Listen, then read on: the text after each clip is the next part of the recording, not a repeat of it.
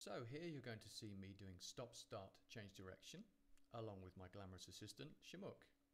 Now remember, with stop, start, change direction, one of the words is stop.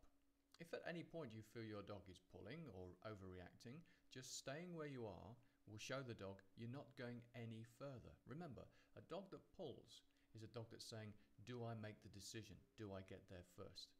Now the great thing about stop, start, change direction is every time you do actually change direction, you're giving the dog some information, and that information is, I have made a decision.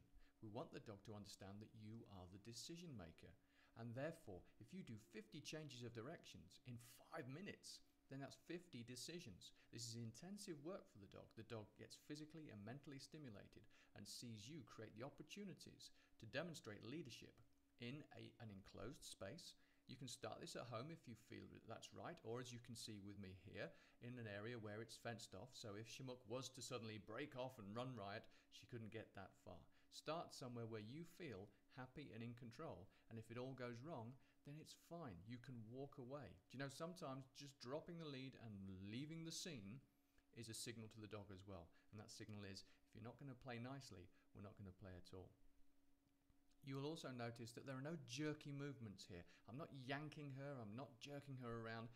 You don't need to be like that. You're very calm and you're very deliberate in your movements. The length of the lead isn't an issue, and you can also see me changing hand. You know, some people are left-handed like myself, some people are right-handed.